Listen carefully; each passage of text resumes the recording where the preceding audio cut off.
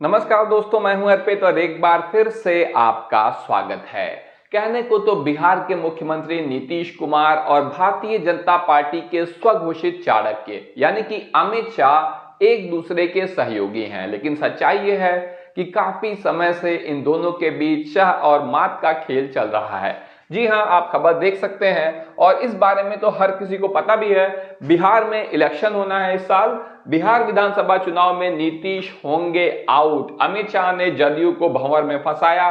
भाजपा का full proof plan तैयार। तो भले ही नीतीश कुमार को पिछले दिनों अमित शाह ने बिहार जाकर मुख्यमंत्री का चेहरा घोषित कर दिया और इसके बदले में वक्फ बिल पर जदयू का सपोर्ट, नीतीश कुमार का सपोर्ट हासिल किया, लेकिन सच्चाई यह है कि बिहार में तगड़ा खेला शुरू हो चुका है। सीएम नीतीश की पार्टी छोड़कर नेता भाग रहे हैं। जेडीयू में भगदड़ मची हुई है, एक के बाद एक इस्तीफे चले आ रहे हैं पार्टी के पास। वहीं जेडीयू ने वक्फ बिल के खिलाफ सुप्रीम कोर्ट में याचिका दाखिल कर दी है। जी हां, जेडीयू की तरफ से जेडीयू के नेता ने सुप्रीम कोर्ट में याचिका दाखिल कर दी है वक्फ बिल के खिलाफ। इसे नीतीश कुमार की डैमेज कंट्रोल पॉलिसी माना जा रहा है। पिछले दिनों नीतीश कुमार जदयू के दिग्गज नेताओं के घर पहुंचे क्योंकि उनकी पार्टी में भगदड़ मची हुई है। बिहार में चुनावी साल है, ऐसे में नीतीश कुमार भी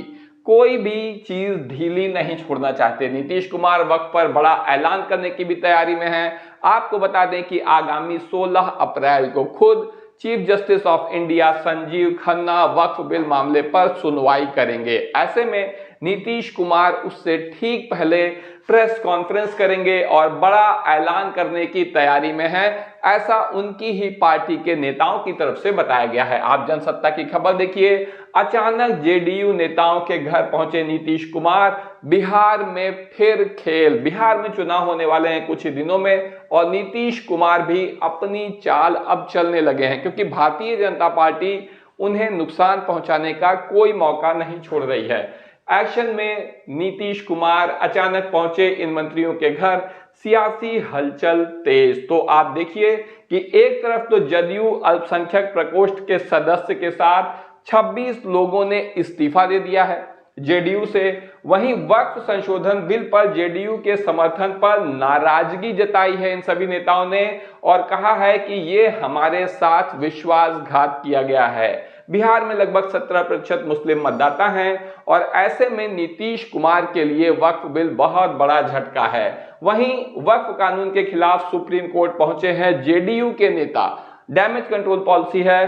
परवेज सिद्दीकी ने दायर की याचिका, बोले पार्टी में रहकर कानूनी लड़ाई लड़ेंगे। तो आप देख सकते हैं, ये हैं आपके सामने परवेज सिद्दीकी, जदयू के अल्पसंख्यक प्रकोष्ठ के राष्ट्रीय अध्यक्ष हैं और जेडीयू में रहते हुए भी इन्होंने सुप्रीम कोर्ट में याचिका दायर कर दी है। ऐसे में नीतीश कुमार कायदे से तो ये भाजपा के सहयोगी हैं, तो इन्हें परवेज सिद्दीकी के ऊपर कार्रवाई करनी चाहिए थी, एक्शन लेना चाहिए था, लेकिन एक्शन करने के बजाय नीतीश कुमार की तरफ से विरोध करने वाले नेताओं को इनाम दिया जा रहा है। और नीतीश कुमार किस कदर डैमेज कंट्रोल में जुटे हुए हैं आप देख सकते हैं खबर। नीतीश कुमार ने चुनाव से पहले अपने मंत्रियों की कर दी मौज, बढ़ाया भत्ता और वेतन। नेताजी को अब मिलेगा इतना पैसा, यानी नीतीश कुमार अपने नेताओं को खुश करने में जुटे हुए हैं। हमको मौलाना की जरूरत नहीं है, ऐसा बयान भी जेडीयू की तरफ से आ रहा है, जेडीयू के नेताओं की तरफ से आ रहा है। जेडीयू के कुछ नेता ऐसे हैं जो अपनी ही पार्टी को नुकसान पहुंचाने में लगे हुए हैं। आप हिंदुस्तान की खबर देख सकते हैं, हमको मौलाना की जरूरत नहीं।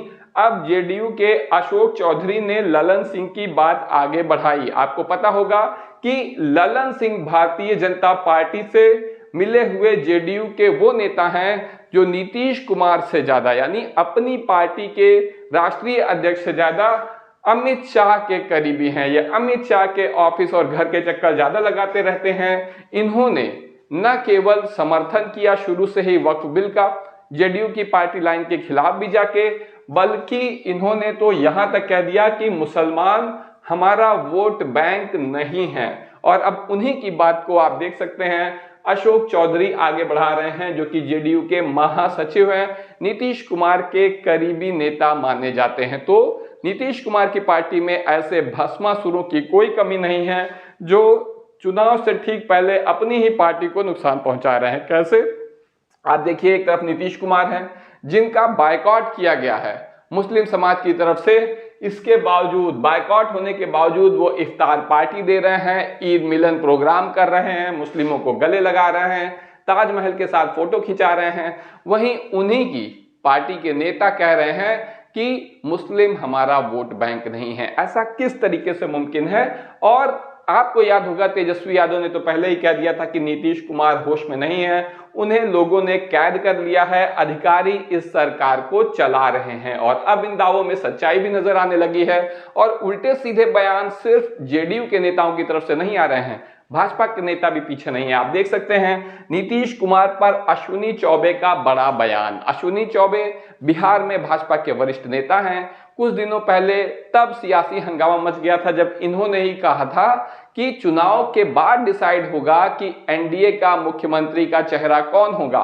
और अब ये क्या कह रहे हैं आप देख सकते हैं, इन्होंने कहा है कि नीतीश को बनाया जाए उप प्रधानमंत्री। अब इनकी मांग है कि नीतीश कुमार को उप प्रधानमंत्री बनाया दिया जाए तो बिहार का भला होगा। बीजेपी नेता ने ये डिमांड करी है और ऐसा हम नहीं कह रहे हैं, जागरण की खबर है, आप देख सकते हैं। तो ऐसे में अब बिहार में ये चर्चा तेज हो गई है कि क्या बिहार छोड़ेंगे नीतीश कुमार और उप प्रधानमंत्री बन जाएंगे। ये उनके लिए एक रिटायरमेंट प्लान की तरह है। और जैसे ही ये बातें आगे बढ़ी, आप देख सकते हैं नवभारत टाइम्स की खबर कि बीजेपी ने नीतीश को ऑफर किया रिटायरमेंट प्लान। तिलमिलाई जेडीयू ने झट से मीडिया में आकर दे दिया तगड़ा बयान। तो जेडीयू भी समझती है भाजपा के खेल को और उसी की भाषा में जवाब भी दे रही है। आप देख सकते हैं बिहार बीजेपी के वरिष्ठ नेता और पूर्व केंद्रीय मंत्री अश्विनी चौबे ने मुख्यमंत्री नीतीश कुमार को रिटायरमेंट प्लान ऑफर किया है। अश्विनी चौबे का बयान आने के तुरंत बाद जेडीयू के प्रवक्ता नीरज कुमार ने साफ किया कि गृह मंत्री अमित शाह कह चुके हैं कि नीतीश कुमार के नेतृत्व में 2025 का विधानसभा चुनाव लड़ा जाएगा। तो जेडीयू ने किस तरीके से अपना पक्ष रखा, क्या आप इस बात की कल्पना भी कर सकते हैं कि कोई भाजपा नेता होगा जो अमित शाह के खिलाफ जाएगा? ऐसे में अश्विनी चौबे जैसे नेताओं के बयान कहां से आ रहे हैं, इसके लिए बहुत ज्यादा अकल लगाने की जरूरत नहीं है। वहीं सीएम नीतीश कुमार अचानक अशोक चौधरी के घर पहुंचे। वही जो कह रहे थे कि हमें मुस्लिम नेताओं और उनके मौलानाओं के वोट की समर्थन की जरूरत नहीं है, उन्हीं अशोक चौधरी के घर पहुंचे और उन्हें तगड़ी झाड़ पिलाई है। यहां पर नीतीश कुमार ने बिल्कुल स्पष्ट कर दिया है कि हमें मौलानों की भी जरूरत है, हमें मुस्लिम वोटों की भी जरूरत है। और नीतीश कुमार सुप्रीम कोर्ट में सुनवाई से 24 घंटे पहले करेंगे प्रेस कॉन्फ्रेंस, ये खबर दी है परवेज सिद्दीकी ने। जेडीयू के अल्पसंख्यक मोर्चा के अध्यक्ष हैं और इन्होंने ही सुप्रीम कोर्ट में याचिका भी लगाई हुई है। वक्फ कानून के खिलाफ दायर याचिका पर 16 अप्रैल को सुनवाई करेगा सुप्रीम कोर्ट। जमीयत का दावा है कि यह संशोधन असंवैधानिक है। ऐसे में सवाल ये उठता है कि क्या चुनाव से ठीक पहले नीतीश कुमार इस्तीफा दे देंगे? क्योंकि अगर अब नीतीश कुमार ने कुछ नहीं किया तो चुनाव के बाद उनके हाथ में बहुत ज्यादा कुछ करने को रह नहीं जाएगा। इस पूरे मामले में आपकी क्या राय है, कमेंट करके जरूर बताएं। वीडियो को लाइक करिए, चैनल को सब्सक्राइब करिए, अपने दोस्तों के साथ शेयर करना न भूलिए। धन्यवाद।